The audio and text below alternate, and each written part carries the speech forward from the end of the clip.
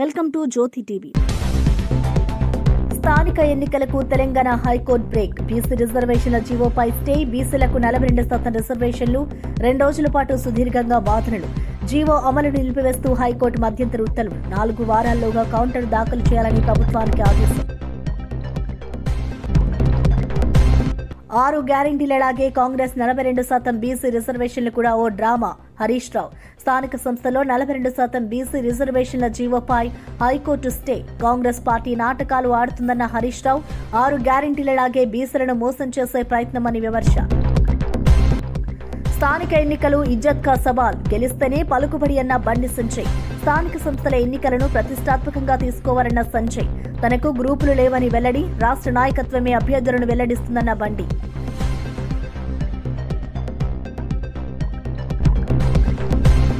బీసీలకు 42% రిజర్వేషన్లకు బీజేపీ మద్దతు ఇచ్చింది అన్న రామచంద్రరావు. కానీ కాంగ్రెస్ రాజకీయ కోణంలోనే ఆలోచించిందని, కాంగ్రెస్ లబ్ధి పొందాలని అనుకోవడం వల్లే ఈ రోజు ఈ తీర్పు వచ్చిందని వెల్లడి. స్థానిక సంస్థల ఎన్నికల్లో బీసీలకు 42% రిజర్వేషన్లు కల్పిస్తూ తెలంగాణ ప్రభుత్వం ఇటీవల జారీ చేసిన జీవోపై హైకోర్టు స్టే విధించడం తెలిసిందే. ఈ పరిణామంపై బీఆర్ఎస్ సీనియర్ నేత మాజీ మంత్రి హరీష్ రావు తీవ్రంగా స్పందించారు. బీసీలకు రిజర్వేషన్లపై కాంగ్రెస్ ప్రభుత్వం రాజకీయ డ్రామా ఆడుతోందని, బీసీలను మరోసారి మోసం చేసేందుకు కుట్ర పన్నిందని ధ్వజమెత్తారు. కేవలం ఎన్నికల్లో లబ్ధి పొందేందుకే కాంగ్రెస్ పార్టీ ఇలాంటి ఎత్తుగడలు వేస్తుందని, వారి కుట్రలు ఇప్పుడు పటాపంచలయ్యాయని అన్నారు. గత అసెంబ్లీ ఎన్నికల్లో 6 గ్యారెంటీల పేరుతో ప్రజలను మభ్యపెట్టినట్లే ఇప్పుడు 42% బీసీ రిజర్వేషన్ల పేరుతో మరో డ్రామాకు తెరతీశారని హరీష్ రావు ఆరోపించారు. బీసీల పట్ల కాంగ్రెస్ పార్టీకి ఏమాత్రం చిత్తశుద్ది లేదని, 22 నెలలుగా ఈ విషయంపై ముఖ్యమంత్రి రేవంత్ రెడ్డి గల్లీలో డ్రామాలు సృష్టిస్తున్నారే తప్ప అసలు పోరాటం చేయాల్సిన ఢిల్లీలో మౌనంగా ఉన్నారని విమర్శించారు. కామారెడ్డి డిక్లరేషన్ ప్రకారం బీసీలకు 42% రిజర్వేషన్లు అమలు చేయాలంటే దానికి చట్టబద్దత కల్పించాల్సిన బాధ్యత కేంద్ర ప్రభుత్వంపై ఉందని, ఆ దిశగా రేవంత్ రెడ్డి ఎందుకు ఒత్తిడి తేవడం లేదని ఆయన ప్రశ్నించారు. స్థానిక సంస్థల ఎన్నికలు సమీపిస్తున్న వేళ కేంద్ర మంత్రి కరీంనగర్ ఎంపీ బండి సంజయ్ సొంత పార్టీ నేతలకు తీవ్ర స్థాయిలో హెచ్చరికలు జారీ చేశారు. పార్టీ అధికారికంగా ప్రకటించిన అభ్యర్థికి వ్యతిరేకంగా పనిచేయడం కన్నతల్లికి ద్రోహం చేయడంతో సమానమని, అంతకంటే నీచమైన పని మరొకటి ఉండదని సంచలన వ్యాఖ్యలు చేశారు. కరీంనగర్ పార్లమెంటు నియోజకవర్గంలోని బూత్ స్థాయి అధ్యక్షులు, ఇతర ముఖ్య నాయకులతో ఈ రోజు ఆయన టెలికాన్ఫరెన్స్ ద్వారా మాట్లాడారు. ఈ సందర్భంగా బండి సంజయ్ మాట్లాడుతూ, నాకు ఎలాంటి గ్రూపులు లేవు, బీజేపీయే నా గ్రూప్. పార్టీ నిర్ణయించిన అభ్యర్థి గెలుపు కోసమే ప్రతి ఒక్కరూ కష్టపడి పనిచేయాలని స్పష్టం చేశారు. మీ టీఎల కోసం కొట్లాడింది భారతీయ జనతా పార్టీ. మీ పీఆర్సీ కోసం అసెంబ్లీలో యుద్ధం చేసింది భారతీయ జనతా పార్టీ. ఏ సమస్య వచ్చినా కొట్లాడింది మేము. ఇలా లాభపడేది మాత్రం కాంగ్రెస్ పార్టీ లాభపడ్డది. ఒక్కసారి మాకు మోసం జరిగింది. ఈ తెలంగాణ ప్రజలు ఒక్కసారి మోసపోయారు. మాకు వేయాల్సిన ఓటు ఇలా కాంగ్రెస్ పార్టీకి ఓటేస్తే ఏ విధంగా గాడి గుడ్డు మీ చేతి. ప్రపంచవ్యాప్తంగా నెలకొన్న అనిశ్చితి పరిస్థితుల్లో భారత్, యునైటెడ్ కింగ్డమ్ మధ్య భాగస్వామ్యం ప్రపంచ స్థిరత్వానికి, ఆర్థిక ప్రగతికి ఒక ముఖ్యమైన స్తంభంలా నిలుస్తోందని ప్రధానమంత్రి నరేంద్ర మోదీ స్పష్టం చేశారు. యూకే ప్రధాని కీర్ స్టార్మర్తో గురువారం రాజ్భవన్లో జరిగిన భేటీ అనంతరం ఆయన మాట్లాడారు. ఈ సమావేశంలో ఇరు దేశాల మధ్య రక్షణ, విద్య, వాణిజ్యం వంటి కీలక రంగాల్లో సంబంధాలను మరింత బలోపేతం చేసే దిశగా పలు కీలక నిర్ణయాలు తీసుకున్నారు. రక్షణ రంగంలో ఇరు దేశాలు ఒక చారిత్రాత్మక ఒప్పందానికొచ్చాయి. नई ऊंचाइयों पर ले जाने के अवसर बने हैं. मैं आपको भारत की इस विकास यात्रा में शामिल होने के लिए आमंत्रित करता हूं. मेरा विचार है कि क्या भारत और यूके के बिजनेस लीडर्स मिलकर कुछ ऐसे सेक्टर चुन सकते हैं जहां हम संयुक्त रूप से दुनिया में नंबर 1 बन सके. चाहे वो फिनटेक हो, ग्रीन हाइड्रोजन हो, सेमीकंडक्टर हो या स्टार्टअप्स हो, और भी कई क्षेत्र हो सकते हैं. Let India and the UK set తెలంగాణలో గ్రూప్ 1 నియామకాల వ్యవహారంలో ప్రభుత్వ వైఫల్యాలను ఎత్తిచూపుతూ ప్రభుత్వంపై ఒత్తిడి పెంచేందుకు వరుస ఆందోళన కార్యక్రమాలను చేపట్టనున్నట్లు ఎమ్మెల్సీ కల్వకుంట్ల కవిత ప్రకటించారు. సోమాజిగూడ ప్రెస్ క్లబ్ లో గ్రూప్ 1 అంశంపై నిర్వహించిన రౌండ్ టేబుల్ సమావేశం అనంతరం ఆమె మీడియాతో మాట్లాడారు. ఈ నెల 15న డివిజన్ బెంచ్ వెలువరించబోయే తీర్పు విద్యార్థుల భవిష్యత్తును నిర్ణయిస్తుందని కవిత పేర్కొన్నారు. అందుకే ఆ రోజు వరకు ప్రభుత్వంపై ఒత్తిడి కొనసాగించేందుకు వివిధ కార్యక్రమాలను రూపొందించినట్లు ఆమె స్పష్టం చేశారు. విద్యార్థి అమరవీరుల సాక్షిగా తమ పోరాటాన్ని నిన్ననే ప్రారంభించామని ఆమె గుర్తు చేశారు. గ్రూప్ 1 నోటిఫికేషన్ విడుదలైన నాటి నుంచి ఫలితాలు వెలువడే వరకు ప్రతి దశలోనూ ప్రభుత్వం తప్పులు చేస్తుందని కవిత తీవ్రంగా విమర్శించారు.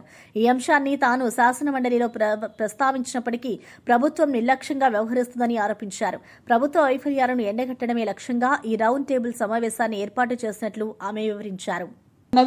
చూసినాం 6 నెలల నుండి మేము కూడా చూస్తున్నాం. మా వాయిస్ ఇస్తున్నాం కానీ ప్రత్యక్షంగా ముందుకు రాలేదు. కానీ ఇవాళ దిగినాం. అందుకే నిన్నటి నుంచి వారం రోజుల పాటు వరుస కార్యక్రమాలు చేస్తామని చెప్పినాం. 1 కాదు 2 కాదు. నిన్న మనం అమరవీరుల దగ్గర కార్యక్రమం తీసుకున్నాం. ఈరోజు రౌండ్ టేబుల్ పెడతా ఉన్నాం. రేపు అశోక్ నగర్ పిల్లర్ నంబర్ 21 దగ్గర వంట వార్పును కూడా చేయబోతా ఉన్నాం. అంటే ఎట్లా అయితే తెలంగాణ ఉద్యమం చేసి అటు ప్రభుత్వాన్ని ఇటు ప్రజలను నిరంతరం ఆ సమస్య పట్ల వారు అవగాహనతో జాగరూకతతో ఒక కన్సర్న్తో చూసే విధంగా చేయాలనో, ఎట్లయితే తెలంగాణ సొసైటీ మొత్తం అటెన్షన్ కూడా డ్రా చేయాలనో ఆ ప్రయత్నం తెలంగాణ జాగృతి చేయబోతా ఉందని మీ అందరికి కూడా నేను మనవి చేస్తూ ఉన్నాను. అందులో భాగం ఖచ్చితంగా మీరు చేసేటటువంటి న్యాయ పోరాటంలో మీ సోదరిగా తప్పకుండా మీకు అండగా ఉంటానని కూడా నేను తెలియజేస్తూ ఉన్నాను. ఒక గ్రూప్ 1 వాళ్ళే కాదు, అనేక మంది అప్రోచ్ అయినప్పుడు ఎప్పుడైనా కూడా తెలంగాణ జాగృతి వారికి అండగా నిలబడ్డటువంటి విషయాన్ని మీకు ఈ సందర్భంగా తెలియజేస్తూ ఉన్నాను. చాలా సందర్భాల్లో నేను ఫోటోలు తీసుకొని చేసినటువంటి అంశాలని అన్ని కూడా పబ్లిక్గా చెప్పం. బీసీలకు 42% రిజర్వేషన్ల అంశంపై తెలంగాణ బీజేపీ అధ్యక్షుడు రామచంద్రరావు స్పందించారు. బీజేపీ ఎల్లప్పుడూ బీసీల హక్కులకు మద్దతుగా నిలిచిందని, కానీ కాంగ్రెస్ ఈ అంశాన్ని రాజకీయ ప్రయోజనాల కోసం వాడుక చేసుకుందని విమర్శించారు.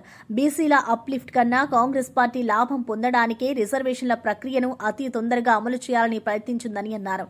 సరైన చట్టపరమైన ప్రక్రియను అనుసరించి ఉంటే హైకోర్టు స్టే అవసరం వచ్చేదే కాదని రామచంద్రరావు వ్యాఖ్యానించారు. బీజేపీ ప్రభుత్వం వస్తే బీసీలకు న్యాయబద్దంగా రిజర్వేషన్లు అందించడానికి కట్టుబడి ఉంటుందని ఆయన హామీ ఇచ్చారు. మేము రాజకీయ లాభాల కోసం కాదు, బీసీల సామాజిక న్యాయం కోసం పనిచేస్తాం అని రామచంద్రరావు స్పష్టం చేశారు. ఇది ఈ యొక్క ప్రభుత్వం తీరు. ప్రతిదీ కూడా రాజకీయ కోణంతో ఆలోచిస్తూ ఉన్నారు. ఈరోజు ఎంత నష్టం జరిగింది ఒక సామాజిక వర్గానికి అనేది ఒక్కసారి ప్రభుత్వం ఆలోచించాలి.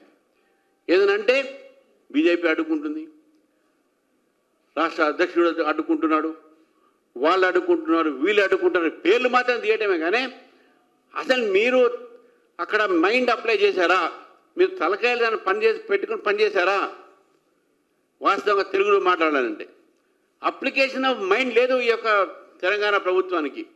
కాబట్టి ఈ పరిస్థితి ఈరోజు వచ్చింది.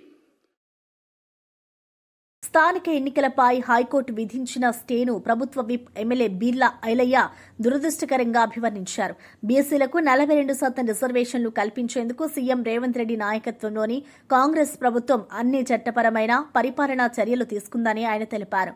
బీసీల న్యాయమైన హక్కు కోసం ప్రభుత్వం కృషి చేస్తుంది అని, కేంద్రంలో ఉన్న బీజేపీ సహకరించకపోవడం వల్లే ఈరోజు బీసీల నోటికాడి ముద్ద గుంజుకున్నారని బీర్లా ఐలయ్య తీవ్ర ఆవేదన వ్యక్తం చేశారు. బీసీలకు రిజర్వేషన్లు ఇవ్వాలనే ఉద్దేశం పూర్తిగా సామాజిక న్యాయం కోణంలోనిదేనని, రాజకీయ ప్రయోజనం కోసం కాదని స్పష్టం చేశారు. హైకోర్టు స్టే ఉన్నప్పటికీ ప్రభుత్వం చట్టబద్ద మార్గాల్లో బీసీలకు న్యాయం చేయడానికి కట్టుబడి ఉందని తెలిపారు. ఈ పోరాటం బీసీల కోసం కాదు, సమానత్వం కోసం, దాన్ని వెనక్కు తగ్గించం అని బీర్లా ఐలయ్య దృఢంగా పేర్కొన్నారు. గవర్నర్ గారు పట్టించుకోకున్నా, ప్రతిపక్షాలు కలిసి రాకున్నా, మా గౌరవ ముఖ్యమంత్రి రేవంత్ రెడ్డి గారు ఒక రెడ్డి బిడ్డ అయింది కూడా బీసీల కోసం 42% రిజర్వేషన్ ఇచ్చి పద్ధతి ప్రకారం ఎక్కడ కూడా లోపం లేకుండా కులగణన చేసి దానికి సపరేట్ గా డెడికేట్ కమిషన్ వేసి ఇలా బీసీలకు 42% రిజర్వేషన్ ఇవ్వాలని చెప్పి మా గౌరవ ముఖ్యమంత్రి సంకల్పాన్ని నోటికాడి బుక్కను ఎదరగొట్టినట్టుగా మా బీసీలందరూ కూడా ఎవరు నిరాశ చెందొద్దు. మా గౌరవ ముఖ్యమంత్రి ఒక దృఢ సంకల్పంతో తప్పకుండా బీసీలకు 42% రిజర్వేషన్ ఇచ్చాకనే ఎలక్షన్లకు పోదామని చెప్పి పద్ధతి ప్రకారం ఇన్ని సంవత్సరాల తర్వాత ధైర్యంగా కులగణన చేసి బీసీ లెక్కలు తెలిసి బీసీలకు 42% ఇవ్వాలనే ధైర్యం చేసిన ప్రభుత్వం కాంగ్రెస్ ప్రభుత్వం. కేంద్రంలో బీజేపీ దీనికి సహకరించుంటే ఇలా బీసీల నోటికాడి బుక్క పోయేది కాదు. దీనికి కారణం ఇలా ప్రతిపక్షాలు సహకరించకపోవడం, కేంద్రంలో ఉన్నటువంటి బీజేపీ సహకరించకపోవడం, ఇలా బీసీల కాడి నోటి బుక్క గుంజుకూరు కావున దీనికి బీసీ బిడ్డలు ఎవ్వరు కూడా నిరాశ చెందొద్దు. మన గౌరవ ముఖ్యమంత్రి రేవంత్ రెడ్డి గారు సంకల్పంతో పోరాటం చేస్తూ తప్పకుండా బీసీలకు 42% ఇచ్చినాకనే ఎలక్షన్లకు పోదామని చెప్పి ధైర్యంగా ముందుకు పోతున్న తరుణంలో ఇలా హైకోర్టు ఈ రిజర్వేషన్ పై స్టే విధించడం చాలా చింతిస్తున్నాం. అయినా మన గౌరవ ముఖ్యమంత్రి మన ప్రభుత్వం ఎక్కడ కూడా వెనుకడేయకుండా తప్పకుండా బీసీల కోసం పోరాటం కొనసాగిస్తుంది, న్యాయ సలహాలు తీసుకొని ముందుకు పోతుంది. ఇకనైనా బీజేపీ టీఆర్ఎస్ రెండు కూడా దీన్ని అర్థం చేసుకొని బీసీలకు సహకరించుంటే ఈ దుస్థితి కాదు. ఇలా బీసీ నోటికాడు బుక్కలు గుంజుకున్నది ఇలా అందరు కూడా చూస్తున్నారు. కాబట్టి బీసీ బిడ్డలారా మీరెవ్వరు కూడా ఆదాయపడద్దు. మన గౌరవ ముఖ్యమంత్రి రేవంత్ రెడ్డి నేతృత్వంలో తప్పకుండా 42% రిజర్వేషన్ ఇచ్చే స్థానిక సంస్థలు పోతామని చెప్పి తెలియజేస్తున్నాం. బీసీ రిజర్వేషన్లపై హైకోర్టు తీర్పుతో ప్రభుత్వం నిరాశ చెందిందని మంత్రి వాకిటి శ్రీహరి తెలిపారు. బీసీలకు 42% రిజర్వేషన్లు ఇవ్వడంలో ప్రభుత్వం పూర్తిగా కట్టుబడి ఉందని స్పష్టం చేశారు. ఎన్ని అడ్డంకులు సృష్టించినా, ఎవరెంత ఒత్తిడి తెచ్చినా బీసీలకు న్యాయం తప్పక చేస్తామని ఆయన ధృవీకరించారు. బీసీల నోటికాడి ముద్దను లాక్కోవాలని కొందరు ప్రయత్నిస్తున్నారని విమర్శించారు. సీఎం రేవంత్ రెడ్డి నేతృత్వంలో బీసీల సామాజిక, రాజకీయ, ఆర్థిక శక్తి వృద్ధి కోసం ప్రభుత్వం కఠినంగా పోరాడుతుందని పేర్కొన్నారు. ఈ పోరాటం కేవలం ఒక వర్గానికి కాదు, సమానత్వం, రాజ్యాంగ న్యాయం కోసం జరుగుతుందని వాకిటి అన్నారు. న్యాయం ఆలస్యం అవ్వచ్చు, కానీ ఆగదు. బీసీ రిజర్వేషన్లు వాస్తవం అవుతాయి అంటూ ఆయన ధీమా వ్యక్తం చేశారు. ఇబ్బందులు తలపెట్టినా కూడా గతంలో తెలంగాణ ఇస్తామని ఏ విధంగా ఎన్ని అడ్డంకులు వచ్చినా ఇచ్చామో ఈరోజు 42% రిజర్వేషన్ కూడా ఇంకెన్ని అడ్డంకులు వచ్చినా కూడా అదే 47% కాంగ్రెస్ పార్టీ కట్టుబడి ఉంది అన్నమాట మరొకసారి తెలియజేస్తా ఉన్నా. ధన్యవాదాలు. బీసీ రిజర్వేషన్లపై హైకోర్టు స్టే విధించడం దురదృష్టకరమని ప్రభుత్వ విప్ ఆది శ్రీనివాస్ పేర్కొన్నారు. ఈ తీర్పుతో ప్రభుత్వం మాత్రమే కాదు, రాష్ట్రంలోని బీసీ వర్గాలు తీవ్ర నిరాశకు గురయ్యాయని ఆయన అన్నారు. మా ముఖ్యమంత్రి రేవంత్ రెడ్డి బీసీల కోసం ఎన్ని అడ్డంకులు వచ్చినా వెనకడుగు వేయలేదు. కేంద్రం సహకరించకపోయినా, గవర్నర్ పట్టించుకోకపోయినా, ప్రతిపక్షాల మద్దతు ఇవ్వకపోయినా ఆయన ఒంటరిగా పోరాటం చేశారు అని తెలిపారు. సాంకేతికంగా ఎలాంటి ఇబ్బందులు రాకుండా పద్దతి ప్రకారం రిజర్వేషన్లు కల్పించామని, కులగణన జరిపి డెడికేటెడ్ కమిషన్ ద్వారా బీసీల లెక్క తేల్చామని వివరించారు. బీసీ హక్కుల సాధనకు కాంగ్రెస్ ప్రభుత్వం కట్టుబడి ఉందని స్పష్టం చేశారు. న్యాయం ఆలస్యం కావచ్చు, కానీ ఆగదు. బీసీ రిజర్వేషన్లు తప్పక అమలవుతాయని ఆది శ్రీనివాస్ ధీమా వ్యక్తం చేశారు. ఆలోచన మేరకు కులగణన చేశాం, డెడికేషన్ కమిషన్ వేశాం, చట్టం ఉభయ సభల్లో కూడా అమలు చేసుకొని ముందుకు పోతున్నటువంటి సందర్భం మా బీసీ బిడ్డలందరూ కూడా నోటికాడికి వచ్చిన బుక్కను అందకుండా జరిగిందనేటువంటి బాధతో ఉన్నటువంటి సందర్భంలో మాట్లాడుతున్నటువంటి మాటలుగా ఈరోజు ఒకవేళ బీజేపీ ప్రభుత్వం మేము చేసిన చట్టాలని గౌరవించి మా బీసీ బిడ్డలకు వచ్చేటువంటి ఈ చక్కటి అవకాశాలను వారి షెడ్యూల్ లైన్లో చేర్చిన ఈరోజు ఇలాంటి పరిస్థితి ఉండకపోనేమని ఒక భావన సందర్భంగా వ్యక్తం చేస్తూ, ఓవైపు కేంద్ర ప్రభుత్వం పట్టించుకోలేదు మమ్మల్ని, మరోవైపు గవర్నర్ గారు కూడా మమ్మల్ని పట్టించుకునే సందర్భంలో రాష్ట్రపతి గారిని మా ముఖ్యమంత్రి రేవంత్ రెడ్డి గారి నాయకత్వంలో కలుస్తామంటే కనీసం అపాయింట్మెంట్ కూడా ఇవ్వని సందర్భంలో మేము ఎలాంటి నిరాశ నిస్పృహలకు పోకుండా ఈ రాష్ట్ర ప్రభుత్వం చేతుల్లో ఉన్నటువంటి అన్ని లక్ష్యాలను ఒకటి తీసుకొని ముందుకు పోతున్నటువంటి సందర్భం బీసీ సమాజం గుర్తించిన వేళ ఈరోజు స్టే రావడం, ఎన్నికల ప్రక్రియ ప్రారంభమైన తర్వాత నామినేషన్ ఈరోజు మొదలవుతున్నటువంటి సందర్భంలో అనేక మంది నామినేషన్ కూడా వేయడానికి వస్తున్నటువంటి సందర్భంలో ఈ విధంగా రావడం బాధాకరంగా ఈ సందర్భంగా భావిస్తూ, అయినా మేము న్యాయ పోరాటాన్ని ఆపమనే మాట ఈ సందర్భం చెప్తూ మా ముఖ్యమంత్రి రేవంత్ రెడ్డి గారు, కాంగ్రెస్ పార్టీ ప్రభుత్వం, కాంగ్రెస్ పార్టీ కూడా రాహుల్ గాంధీ గారి ఆలోచన మేరకు, మల్లికార్జున గారి నాయకత్వంలో, మహేష్ కుమార్ గారి నాయకత్వంలో జీసీసీ సదస్సులో మాట్లాడిన బీఆర్ఎస్ వర్కింగ్ ప్రెసిడెంట్ కేటీఆర్ పాలనలో ఇన్నోవేషన్ ప్రాధాన్యాన్ని ప్రస్తావించారు. ఇన్నోవేషన్ అనేది కేవలం టెక్నాలజీ రంగంలోనే కాదు, పాలనలో కూడా సాధ్యమే అని మా నాయకుడు కేసీఆర్ గారు టీఎస్ఐ పాస్ పాలసీ ద్వారా నిరూపించారు అని పేర్కొన్నారు. పెట్టుబడుల అనుమతుల్లో పారదర్శకత, వేగవంతమైన నిర్ణయాలు తీసుకునే విధానం టీఎస్ఐ పాస్ ప్రత్యేకతగా నిలిచిందని అన్నారు. న్యూయార్క్లో కేపీఎంజీ కంపెనీ చైర్మన్తో మాట్లాడినప్పుడు నేను టీఎస్ఐ పాస్ లాంటి పాలసీ భారత్లో లేదు అన్నాను. దానికి అయినా ఇది అమెరికాలో కూడా లేదు అన్నారు అని కేటీఆర్ తెలిపారు. తెలంగాణ పరిశ్రమల పురోగతికి టీఎస్ఐ పాస్ పునాది వేస్తుందని, ఈ విధానం దేశవ్యాప్తంగా ఆదర్శంగా మారిందని చెప్పారు. కేసీఆర్ ఆలోచనలు తెలంగాణ రాష్ట్రాన్ని అభివృద్ధి పదంలో నిలిపాయని కేటీఆర్ గర్వంగా పేర్కొన్నారు. Sri KCR believed in one simple philosophy. He always told us from day one till the very last day we were in government. He said, move away from putting all the faith and putting all the responsibility on an individual. Go to the institutionalized approach. Instead of relying on an individual, agar ek individual अच्छा काम कर रहा है, वो जब तक वहां रहेगा, काम ठीक ठाक चलेगा. पर वो individual अगर हट गया वहां से, फिर एक बार you'll have to start from square one. So he always told us, move away from that process where you completely rely on one individual. Take the institution. BC రిజర్వేషన్లపై హైకోర్టు స్టే నేపథ్యంలో BC సంక్షేమ సంఘం జాతీయ అధ్యక్షుడు are Krishnaiah తీవ్ర ఆవేదన వ్యక్తం చేశారు. మా నోటికాడి కూడు లాగేశారు అంటూ ఆయన భావోద్వేగంతో వ్యాఖ్యానించారు. బీసీల న్యాయమైన హక్కులు హరించబడుతున్నాయని, ఈ అన్యాయాన్ని ఇక సహించబోమని స్పష్టం చేశారు. మండల్ కమిషన్ తరహాలో రాష్ట్ర వ్యాప్తంగా భారీ ఉద్యమం చేపడతామని ప్రకటించారు. అవసరమైతే రాష్ట్ర బంద్కు కూడా పిలుపునిస్తామని హెచ్చరించారు. బీసీ వర్గాల రాజకీయ, సామాజిక హక్కుల సాధన కోసం కాంగ్రెస్ ప్రభుత్వం చేసిన కృషిని స్వాగతించిన ఆయన ఇప్పుడు ఈ స్టే తీర్పు ప్రజల న్యాయాన్ని దెబ్బతీసిందని పేర్కొన్నారు. బీసీల ఆత్మగౌరవాన్ని కాపాడే వరకు పోరాటం ఆగదని, అన్ని బీసీ సంఘాలు, విద్యార్థి సంస్థలు, ప్రజావర్గాలు ఐక్యంగా రావాలని పిలుపునిచ్చారు. అన్నం ముద్దను ఆపారు. నిన్నటి నుంచి చాలా మంది అడ్వకేట్లు మంచిగా చాలా చక్కగా మాట్లాడారు. దాదాపు చాలా పిటిషన్లు ఉన్నాయి.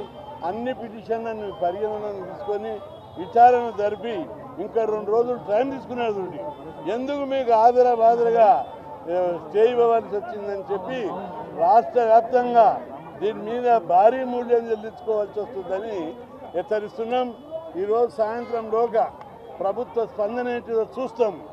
చూసి రాష్ట్ర బంద్ను జరిపి మొత్తం రాష్ట్రాన్ని స్తంభింపజేస్తామని చెప్పి హెచ్చరిస్తున్నాం. మండల్ కమిషన్ అప్పుడు ఎట్లయితే ఉద్యమం అయిందో, ప్రజా జీవితం ఏ విధంగా అయితే స్పందించిందో అంతకంటే రెట్టింపుగా ఈరోజు బీసీల చైతన్యం వచ్చింది. ఉప్పాడ మత్స్యకారుల సమస్యలపై సమీక్ష నిర్వహించిన డిప్యూటీ ముఖ్యమంత్రి పవన్ కళ్యాణ్ కీలక వ్యాఖ్యలు చేశారు. ఉప్పాడలో చేపల వేటను ఆధారంగా చేసుకుని 7,193 మత్స్యకార కుటుంబాలు జీవనోపాధి సాగిస్తున్నాయని తెలిపారు. వేట నిషేధ సమయంలో మత్స్యకారుల ఆర్థిక ఇబ్బందులను దృష్టిలో ఉంచుకుని ప్రభుత్వం ప్రతి ఏటా 20,000 సాయం అందిస్తున్నట్లు పేర్కొన్నారు. ఇటీవల పరిశ్రమల నుంచి వెలువడుతున్న వ్యర్థాల కారణంగా మత్స్య సంపద తగ్గిపోతుందనే ఆందోళన మత్స్యకారుల్లో ఉందని ఆయన అంగీకరించారు. ఈ సమస్యను పర్యావరణ శాఖతో సమన్వయం చేస్తూ పరిష్కరించే దిశగా ప్రభుత్వం కృషి చేస్తుందని హామీ ఇచ్చారు. మత్స్యకారుల జీవనోపాధి, భద్రత, సముద్ర పరిరక్షణ ప్రభుత్వ ప్రాధాన్యతలో భాగమని స్పష్టం చేశారు. మత్స్యకారుల శ్రేయస్సు కోసం ప్రతి చర్య తీసుకుంటాం, ప్రభుత్వం వారి వెన్నంటే ఉంటుంది అని పవన్ కళ్యాణ్ ధృవీకరించారు. మోహన్ గారి అధ్యక్షతన మన పిఠాపురం నాయకులందరూ, మన కాకినాడ ముఖ్య నాయకులందరూ కూడా కూర్చొని మన పిఠాపురం ముఖ్యంగా మత్స్యకార సంఘాల నుంచి ఏ సమస్యలు ఉన్నాయి, ఇక్కడ ఏమున్నాయి, ఏం జరుగుతున్నాయని మొత్తం చాలా కూలంకషంగా చర్చించడం జరిగింది, చాలా డీటెయిల్గా. సో ఒకసారి ఏం చేశాం, దాని తాలూకు సారాంశం ఏంటి, మీరు లేవనెత్తిన అంశాలకి మీరు నన్ను అఖండ మెజారిటీతో గెలిపించిన మీ పిఠాపురం ఎమ్మెల్యేగా ఏం చేయాలి ఇవన్నీ ఒకసారి మీకు ముందు పెడతాను. గతంలో నేను చెప్పినట్టుగానే చాలా సందర్భాల్లో ఇక్కడంతా మాట్లాడాం, మీ ఓట్ల గురించి అడిగాం, మీరు మద్దతు ఇచ్చారు, కూటమి ప్రభుత్వం గెలిచింది. సో వీటన్నిటికీ ముందుగా నేను కృతజ్ఞతలు చెప్పుకుంటా ఉన్నాను. దాదాపు 7,193 మత్స్యకార కుటుంబాలు దీనిని చేపల్ని పట్టడం అనేది ఆధారం చేసుకుని ఉన్నారు. సముద్ర స్వభావాన్ని అంచనా వేసి వేట చేయడం మన మత్స్యకారు సోదరుల తాలూకు అపూర్వమైన నైపుణ్యం. అలాంటి మీకు అండగా ఉండటం మా అందరి బాధ్యత. కూటమి ప్రభుత్వం మత్స్యకారుల భరోసా కింద వేట నిషేధ సమయంలో 20,000 భృతిని అందించింది. మీ ప్రతి కష్టంలో నేను ఉన్నాను అని చెప్పడానికే ఈరోజు ఇక్కడ రావడం జరిగింది. యాక్చువల్గా 10వ తారీఖు వస్తానని చెప్పాం. ఒక రోజు ముందుగానే, మధ్యలో ఆరోగ్యం బాగాలేక రాలేకపోయాను, కానీ ఒకరోజు ముందే మీకు ఇచ్చిన డేట్ కంటే కూడా ముందే వచ్చాం. అలాగే మీరు సముద్ర గర్భం నుంచి తీసుకొచ్చే మత్స్య సంపద వేలాది కుటుంబాలకి ఆహార భద్రత, జీవనాధారం అందిస్తుంది. ఈరోజు కాకినాడ జిల్లా కలెక్టరేట్ సమావేశంలో నిర్వహించిన సమావేశంలో మన సమస్యలన్నీ నాకు దృష్టికి తీసుకొచ్చారు.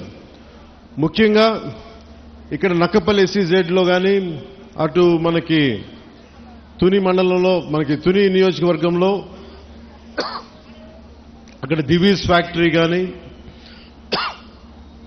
ఇక్కడ అరవిందో కానీ, మిగతా చిన్న చిన్న పరిశ్రమల నుంచి కాలుష్యాలు వచ్చేస్తున్నాయి, మత్స్య సంపద అంతరించిపోతా ఉంది, మాకు వేట దొరకట్లేదు అంటే ఇదొకటి ముఖ్యమైన సమస్య నాకు ప్రస్తావించారు.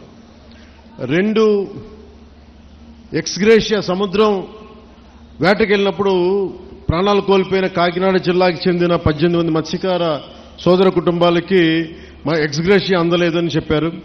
వెంటనే ఈ రోజునే నేను స్వయంగా 5 మందికి ఇప్పించాను. మిగతా 13 మందికి, దాదాపు 18 మందికి 5 లక్షల రూపాయల చొప్పున 90 లక్షలు వారికి వెంటనే మంజూరు చేయడం జరిగింది. సో ముందుగా ఈ సమస్యని ఒక మంచి శుభంతో మొదలు పెడదామని. ఒకటి, పొల్యూషన్, మన చేపలు మత్స్య సంపద కొంచెం దెబ్బతింటా ఉందని అదొక దృష్టికి పట్టుకొచ్చారు. 2, మన అమీనాబాద్ హార్బర్లో ఈ డిజైన్ లోపం కారణంగా మనకి రాళ్లను తాకి మనకి పడవలు దెబ్బతింటా ఉన్నాయి, వాటికి వలలకి చిక్కుకుపోయి ఇబ్బంది అయిపోతా ఉంది. అదొక 2వ సమస్య చెప్పారు.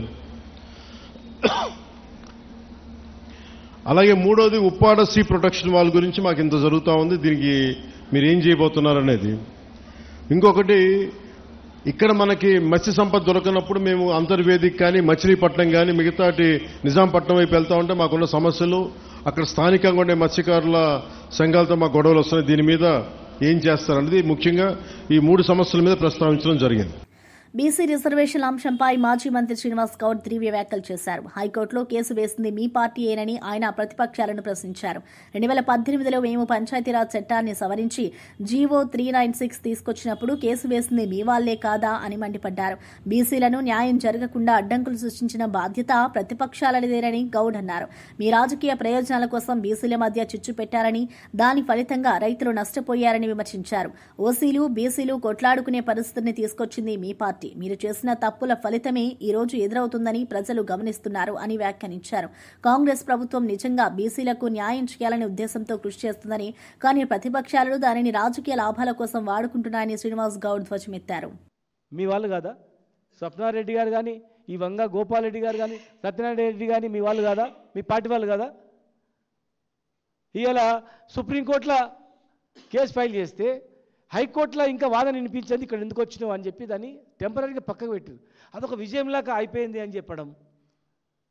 మీరు 6th రోజు కేసు వేస్తే ఇంకా జీవో రాందే మీరు ఎట్లేస్తారు? పసిగట్టి జీవో వచ్చిన తర్వాత ఏమన్నాం, మేము విజయం అన్నారు. అది మరి జీవో వచ్చిన తర్వాత వేసారు కదా.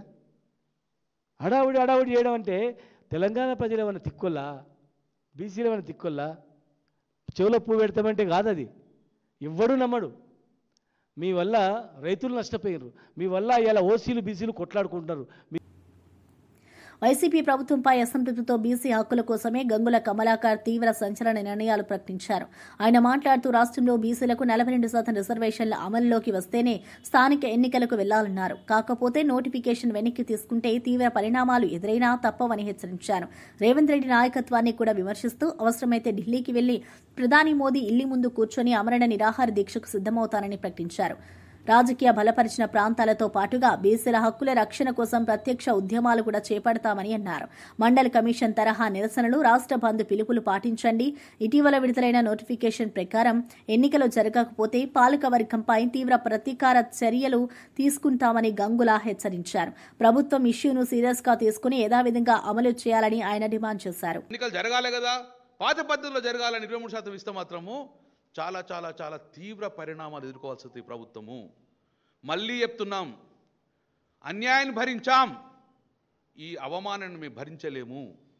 కాబట్టి డెఫినెట్గా 42% రిజర్వేషన్ అయ్యేదాకా మాకు ఎన్నికలు అవసరం లేవు. ఎన్నికలు ఇంకో సంవత్సరం పెడతావా, 2 సంవత్సరాలు పెడతావా, కానీ చట్టపరంగా మాకు 42% ఇచ్చిన తర్వాతనే జ్యుడిషియల్గా ఇక్కడ న్యాయపరమైన చిక్కులు రాకుండా ఉండటానికి ప్రొటెక్షన్ తీసుకున్న తర్వాతనే ఎన్నికలకు ఉండి, ఎన్నికలకు తొందర లేదు. మీ కర్ణాటకలో 3 సంవత్సరాలు ఎన్నికలు పెట్టలే కదా, ఇక్కడ ఏం తొందర అండి అది? ఒకసారి మళ్ళీ మీరు పాత పద్ధతిలో 40% కాకుండా 23% రిజర్వేషన్ ఇస్తే ఇక జీవితంలో మళ్ళీ మా బీసీలు అనేది రిజర్వేషన్కు నోచుకోరు, మళ్ళీ సమాధి చేస్తారు. ఈ వాయిస్ను మొత్తాన్ని కూడా ఇంక డిమాండ్ను సమాధి చేసే ఆలోచనలో ఉన్నారు. కాబట్టి సూటిగా కరెక్ట్ చెప్తున్నాం, ఢిల్లీకి కదలండి, మేము మీతో వస్తాము, మీరు ఏది కూర్చుంటే అది కూర్చుంటాము, కానీ ఢిల్లీకి వెళ్ళి రిజర్వేషన్ తర్వాతనే తెలంగాణలో అడుగుపెట్టండి. ఉత్తరాఖండ్లో శీతల గాలులతో పాటు మంచు వర్షం కురుస్తోంది. హిమాలయ పర్వత ప్రాంతాలన్నీ మంచు దుప్పటితో కప్పుకుపోయి తెల్లని అందాలతో కనువిందు చేస్తున్నాయి. ఎత్తైన ప్రాంతాల్లో ఉష్ణోగ్రతలు గణనీయంగా పడిపోగా అనేక గ్రామాల్లో జీవనం మందగించింది. ముఖ్యంగా కేదార్నాథ్, బద్రీనాథ్, గంగోత్రి ప్రాంతాల్లో మంచు వర్షం కురుస్తుండటంతో చలి తీవ్రత పెరిగింది. అయితే వాతావరణం ప్రతికూలంగా ఉన్న కేదార్నాథ్ ఆలయ దర్శనానికి భక్తుల రద్దీ మాత్రం తగ్గడం లేదు. మంచు కురుస్తున్న సమయంలో దేవస్థానం చుట్టూ తెల్లని పల్లకిలా మారిన దృశ్యం యాత్రికులను ఆకట్టుకుంటోంది. అధికారులు భక్తుల భద్రత కోసం ప్రత్యేక ఏర్పాట్లు చేశారు. కేదార్నాథ్లో వాతావరణం కఠినంగా మారుతుండటంతో యాత్రికులు జాగ్రత్తలు తీసుకోవాలని వాతావరణ శాఖ సూచించింది.